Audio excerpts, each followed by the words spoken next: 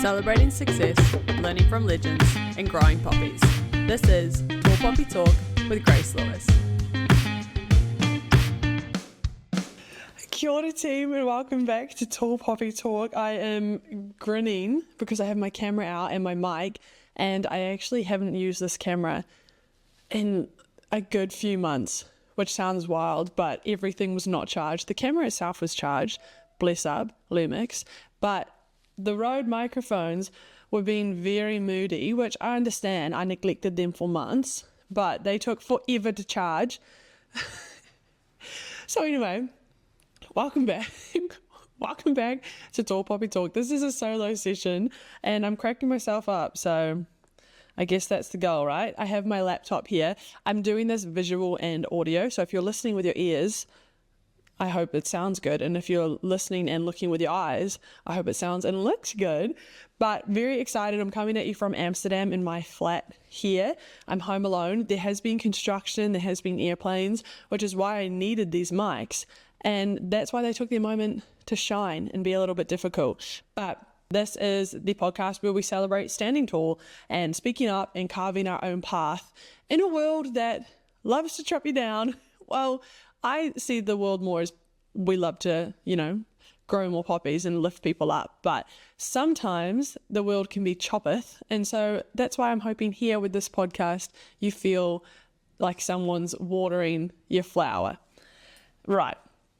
As I said, it has been a minute and I have my laptop here to help keep me on task because I am so glad to be back. Something I'm going to talk about today, actually, I guess what you can look forward to is I want to have a bit of a structure to this in these solo sessions and do them more often. I've had encouragement from friends. Shout out to Ella, because I know you're probably listening to this like straight away. I appreciate you so much. And a way to kind of keep the solo sessions more regular is to have a bit of a structure. So the first part is going to be growing through it, where I talk about something I'm working on. I love my analogies and my metaphors, so maybe something happening there. Then a shout out to our tall poppies. There's some really cool stuff happening, and I want to highlight two of our previous guests because I think what they've done is just epic. And also some Ask Me Anything, because I did have some questions come through the inbox, which I loved. Some of them were silly, and I love that as well. So I took a step back in general from posting regularly because I've had a few other endeavors that I've been pursuing, and I didn't want to half-ass this, but I am back and I want to make this a consistent thing. We've got some cool episodes in the lineup. Jessie Speedy is actually next week. She's a high-performance dietitian, nutritionist, which is such a fascinating conversation, and I've got a few more lined up. But having these one-on-ones is honestly a little bit therapeutic for me. So thank you for serving that purpose as well. But a great way to connect. And hopefully, we can have some really cool conversations. The structure, as I mentioned, is a little bit of everything. I'm going to kick off with my personal reflection on the growing through it. And then I'll move through to the Tall Poppy Shoutouts and then finish with the Ask Me Anythings. So let's get into it. With the growing through it, I have always loved analogies or quotes or motivation. My sister takes the piss that I had like a Nike quote on the background of my iPod, the first iPod, and it said, "Oh, you think training's hard? Try losing," or something like that. And she would absolutely take the piss out of me, but I loved it and I stood by it. Or it was work hard in silence, let success be your noise. For some people, it's just whatever. But for me, it's always been a way to, artistically or poetically capture things. So I am such a fan of quotes, inspirational, motivational clips. You'll catch me watching basketball edits recently of Kate and Clark. Why am I doing that? I've never watched basketball. It just fires me up. And so with the growing through it, I was like, let me just start to share some of these things that I feel like help me. And as mentioned in the intro, I have had a few different projects and passions pulling me in different directions. This sabbatical Eat, Pray, Love year that I'm on, if you're new, hi, I'm living in Amsterdam and traveling this year. It has now we're like halfway, and so each month I reflect. I actually look at my goals. I am a New Year's goal girly. I look at them, I see if I'm on track, have things changed, and I just have this like kind of cute coffee date with myself, and I journal and I write things down. But as it was hitting halfway, I was like, oh my gosh, okay, there are a bunch of different things that I had hopes to do this year. I'm moving on some things, but new things have entered that weren't factored in. And then I have to weigh those up with, okay, this new opportunities come in. It is 100% detracting from going hard out on these other things. Am I okay with that? Because it's all right. Like, I want to be open to new opportunities. But like with this podcast, for example, I had goals at the start of the year that I have not been working towards because this new thing has come in. This new thing, by the way, is called The Guest Speaker. It's a really cool project I'm working on with an ex-teacher of mine, Mr. Ludlam, where we are doing podcasts, resources to help rangatahi Kiwi kids, like high schools or whatever, and also the impact on their parents navigate the career path. And so we have guest speakers, like we just interviewed someone who works with Canterbury Rugby, or we're going to have a surfboard shaper come on, a professional hunter, just like ceramics, and then firefighter, like all these different careers. And it's really lighting my fire. That was a big effort and launch, and it's going to be continuing. But what it showed me was like I edited 11 episodes completely, like hour-long episodes in 1 week to get it ready for launch. And I did the website and I did these other things. And it kind of showed me like, and this is what I'm getting to in this roundabout ramble way. When you have like a plate of food, so that's a common one where people go like, oh, you've got a lot on your plate. I feel like the plate is too restrictive or too limited for how I'm feeling about these different projects and things in my life. So I prefer to think of it like a tapas table. And the thing is, when you're at a restaurant and the food's coming out and maybe you're with your group of people or you're eating it all by yourself, whatever, and the waiter comes over and they've got a caprese salad and you look at the table, everyone just instinctively, like, they pick up their drink bottle, they move their phone, they take their keys off, they go, oh, I'm actually done with the bread, you can take this.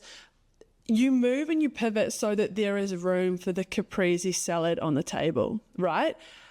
That is how I'm feeling about this era of my life, where this opportunity with the guest speaker came. In this analogy, it is the caprese salad, I guess. And I looked at the table and was like, I need to move some things around. I don't actually want to take anything off the table between the podcast, my work, the travel, my friends, family. Like, there's nothing that I was like, this could go, but something needs to be moved or maybe consolidated. And so the podcast was something that took a back step, like that got moved maybe further away from me on the table. I still saw it. We were locking eyes. I was like, I'm going to come back for you. I will not forget about you, podcast. Maybe the podcast in this analogy could be like, what's something I like? Brussels sprouts, like charred Brussels sprouts or broccoli. Okay, that's the podcast. It's at the back. I'm like, I'm coming back for you. You taste good, actually warm or cold. So that's perfect for this analogy. You're not going to spoil. Whereas some other things that I think maybe got taken off the table temporarily was my training. Like, I'm training for a half Ironman in September, marathon in November. I have goals next year for an Ironman. And fitness for me has actually always been something that's helped keep me moving and feeling like I'm performing well, because we know scientifically movement and exercise is really great for like endorphins, feeling good, strong, resting, all of that sort of stuff. But with my travels and whatnot, it was the thing that went, I guess. And now, this couple days ago, it was the 1st of July, and I looked down at my tapas table and was like, okay, let's bring the podcast back. Let's make some room for that. Let's make some room for the fitness, because I'm feeling it impact my mental health, that is not on my table right now. It's actually detracting from this whole experience of life, not having fitness being a part of it. And so then what I've taken off, I just call myself out. What have I taken off the table? I actually don't think I've taken anything off the table, more so, I'm living very independently right now. Like I have my mates here in Amsterdam and traveling to see other ones, but I'm living a pretty solo experience. So I can have very late nights, early mornings. I don't really have a concept of a 9 to 5 at all. And I take meetings at like midnight sometimes. So I guess I'm sitting at this table, this figurative tapas table by myself, which is why I can get away right now with having more on the table because, you know, no one else's phone or keys are on it. Guys, I hope you're sticking with me through this analogy because it's helping me.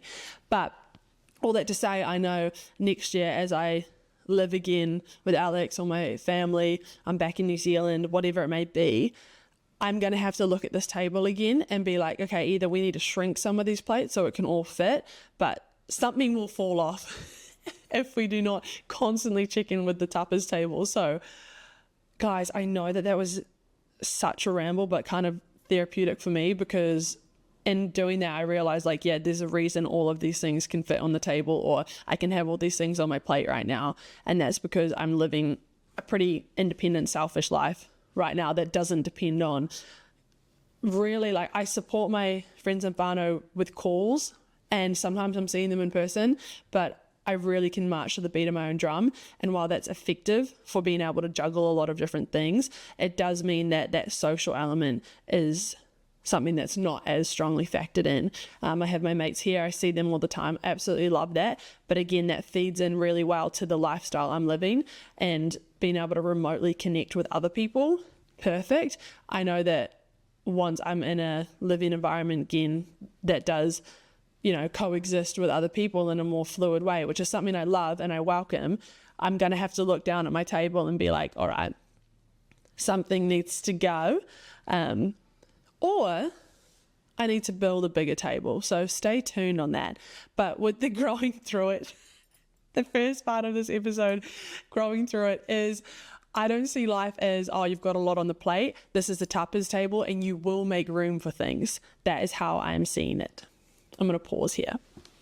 All right, I'm back. Two things happened. One, the camera battery died after I talked such highly praising words of the camera battery.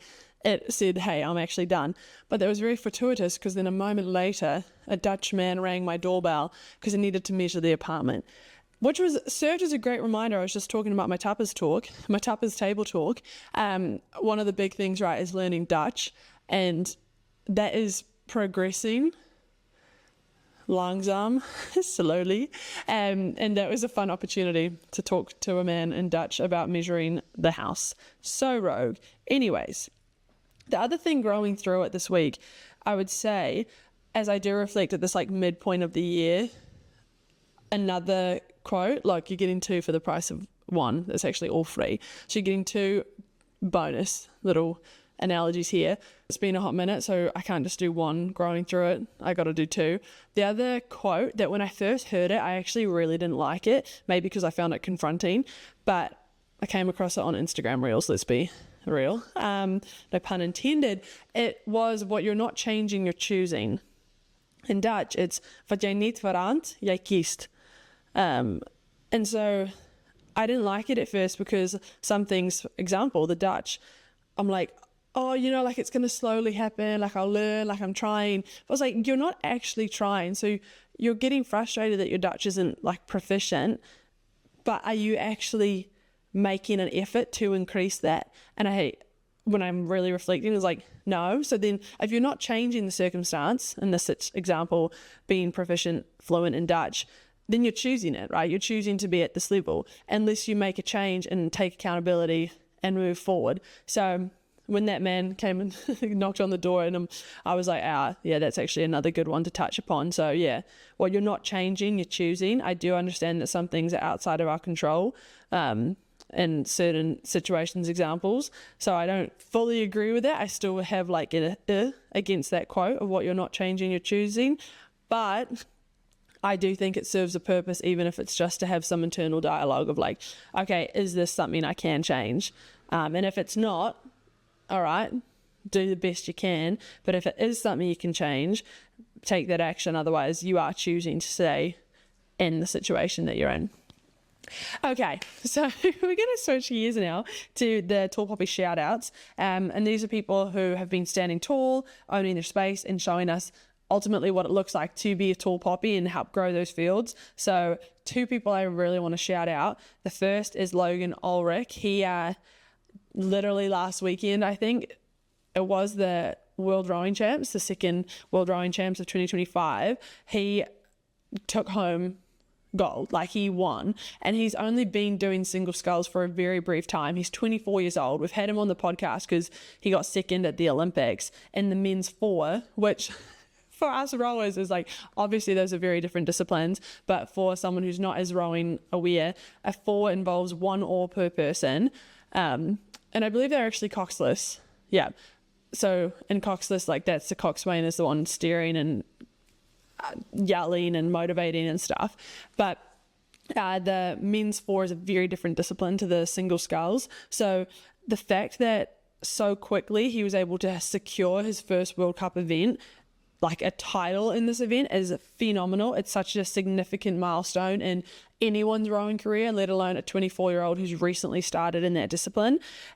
Despite being relatively new to it, he demonstrated, I mean, his athleticism, his skill, his tenacity. In fact, it was just the World Cup prior, a few weeks before, where he won the B final. And to go from winning the B final to the A final, like when we're in this top percentile, that is so massive.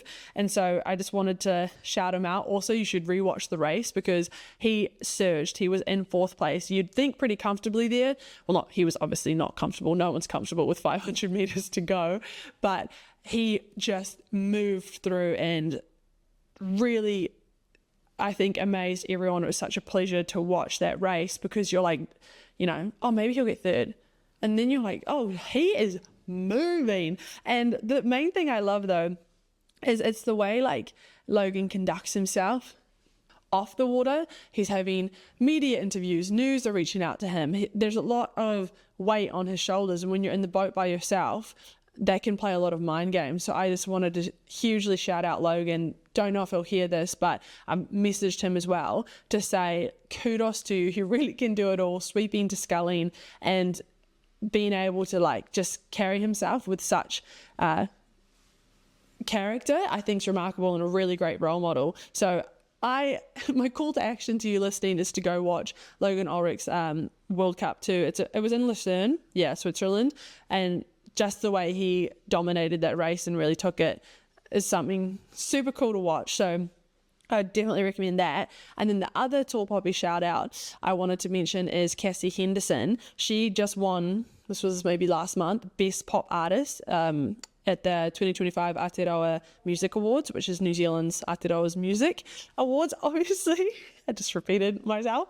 But she's been on the podcast, I think it was over a year ago. She's a New Zealand pop singer-songwriter. And to be honoured with this is such a cool moment. And again, we're not doing things for the accolades. We're not doing things, well, it's kind of a lie, sometimes we are. We're not, it's not that she did it to win this award, and it's not that Logan, now he's won that title, now he's a tall poppy. They already were. Like I said, they've been on this podcast a long time ago. It's the way they conduct themselves and the authenticity in what they're doing and the high performing way they go about it, off or on the stage or talking with people, and just that genuineness I think is really, really cool. So to see them be receiving some recognition or have those accomplishments just reaffirms what they're doing and that tall poppy self that they are.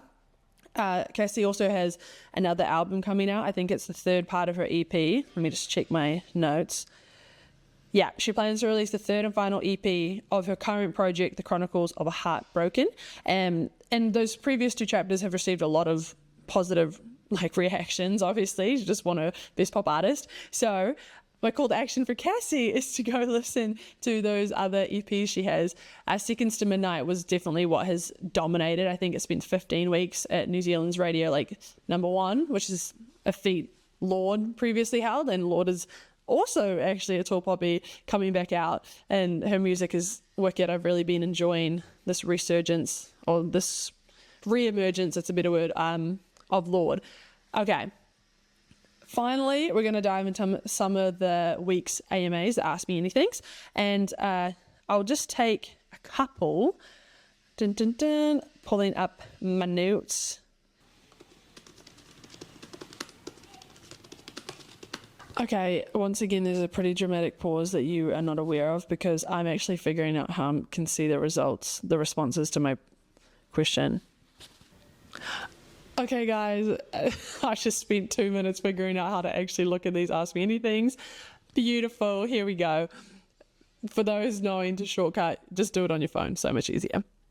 Okay, we've had a few responses come in and I love that very much. I'm just going to take 3.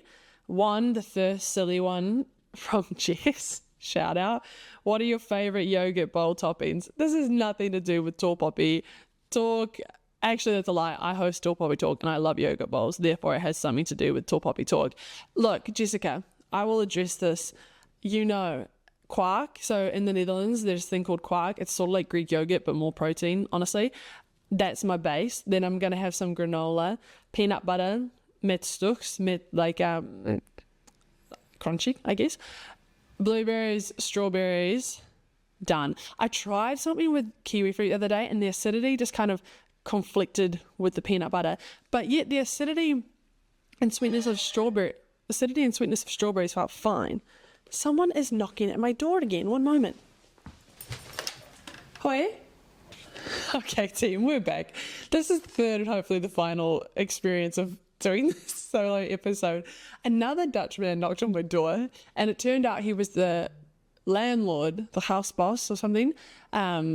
And there's a little miscommunication. He was giving me the tea that on this street back in the 2000s. And his first week, someone was murdered. Honestly, the whole thing. And then we were just chatting.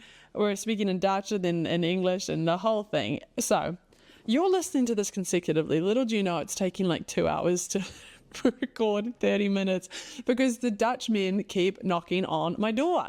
And that is not like some sort of reference or metaphor. It's literally practical. I have had 2 Dutchmen in this home and then they look at the camera and I'm like, yeah, okay. So let's go back to the questions. Jess, I think we wrapped that up. It's got to be strawberries, berries, yogurt, granola, peanut butter. Yum. I'm not really fucking with almond butter. Not yet. We'll see. Question from Chelsea. She'll be here visiting soon enough. Biggest revelation while traveling alone? That is such a good question. And I'm going to say one and then probably later be like, oh, I have a better one. I think the solo revelation... Okay, here's one.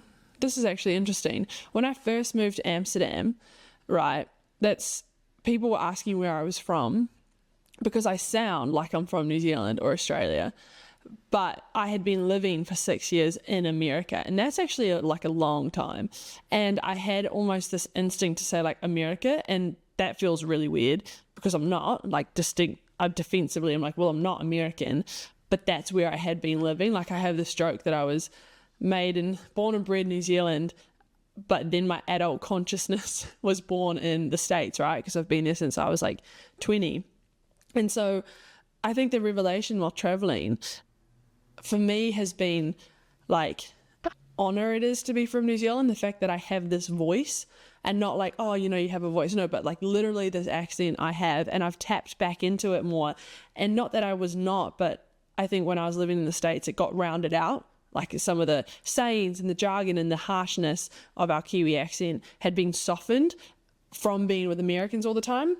And now that I'm traveling around and finding more truth in my voice and this Kiwi accent and not feeling the need to kind of explain like, oh, well, I was in the States and I'm this, just realizing while traveling alone that I am this global child, right? I'm laughing, but it's true. So Chelsea, thank you for this question. As I'm answering it, I think I've finally landed on it. I feel like I'm not having to justify why maybe some words I say American, or I have the ability to swap between Fahrenheit and Celsius so quick. And I'm not needing to overemphasize, oh, I'm New Zealander, like trust me, because sometimes I get really insecure actually, like that I'm not Kiwi enough. I think the fact that I electrocuted myself on a water blaster shows that my DIY number 8 thinking has clearly reduced, so I need to get back to New Zealand to bolster that back up. But this revelation that I'm not one thing, although my origin is from New Zealand, and I'm so proud of that as I travel to these different places, I'm picking up little pieces of everything, of this culture. When I was in Spain and Portugal, I was loving some of the ways they even prepared food, or they were dancing, or this kind of lifestyle they had. And you pick this up and you take those pieces and you move forward with you. It's sort of like a snowball effect, right? As you go and you go through life, the snowball gets bigger because you are exposed to more things. And I think when you travel solo, you are more open to that because you don't have maybe the comforts of a familiar person, so you tap more into the environment around you. I'm such an advocate for the solo travel, but also combining that with mates, like if you can, because then you tap back into that sense of familiarity. You have these cool conversations, because sometimes when you've traveled too long just by yourself, you crave sharing that with other people. So Chelsea, I didn't really answer the question. If I was to say it in one sentence, I think my biggest revelation while traveling alone is to take pride in being a proud Kiwi who has American influence, who has now Dutch influence, who is going to be impacted by the environment that she's in, and then that's okay. And to have a lot of pride in that instead of trying to fit into an old identity, like if that is full Kiwi. I am Kiwi, absolutely, but I have other influences in my life, and that's okay to not shy away from that. I think that's the answer. All right, we're going to do one more. Okay, my mum, shout out to Pauline. First, she wanted to know how I cope with having such cool parents, to which I said it's a burden to walk in your shadow. But for real, she said, I would like to ask, with all your guests and their different takes on their views and experiences with Tall Poppy syndrome, what have you learned that has changed your thinking from when you first started the podcast? Oh, Pauline, get it, girl. So I think everyone interacts with it in different ways. I've really gravitated towards the high performance, like the sports psychology and their approach to it, where they're like, it's a kind of a part of that process. Jonah Oliver, I reference him all the time because that was such an impactful interview for me. And he talked about like it builds resilience. And I think back to my friend Jade Coates, who also was our very first guest on the podcast. And she talked about like the first time she quote unquote failed by not making a team, she was pretty old, like maybe in her 20s or close to 20s, and she'd almost wish that she had failed earlier at a younger age and not making a team, so she would have been able to develop the skills of how you respond to that.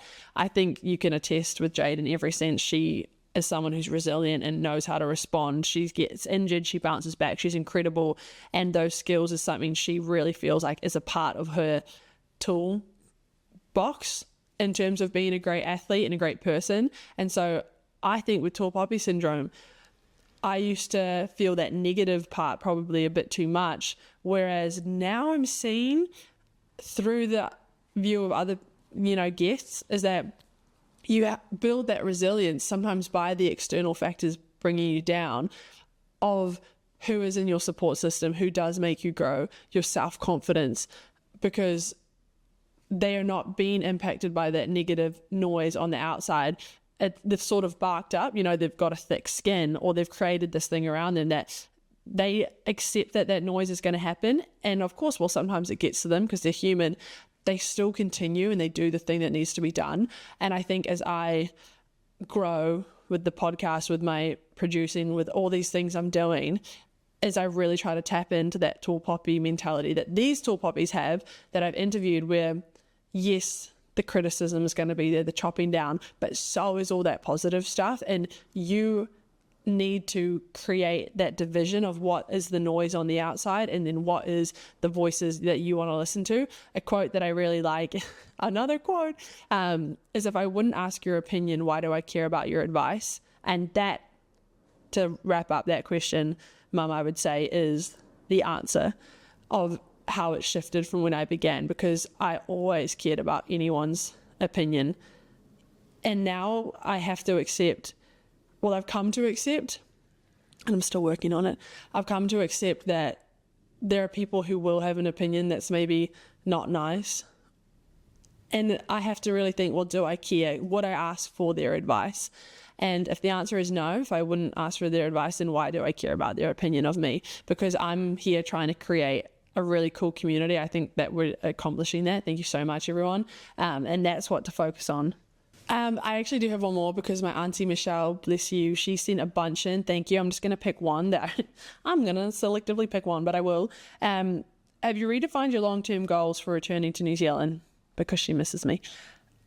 I like to say redefined. I don't really ever think there was a goal, except when I first moved to the States back in 2019. I was pretty set on doing my 2.5 years at Rutgers and then coming back to New Zealand.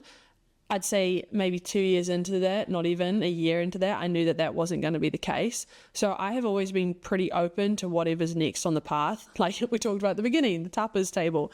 I'm really aware that things are going to turn up, opportunities, and I want to be ready to receive those. So my goals in terms of long term are to have like a hybrid of being in New Zealand, but also either America or somewhere in the world, and making an impact in my home, Aotearoa, New Zealand, and also whatever my other home is. And I will not be someone who owns a dog, is the consensus.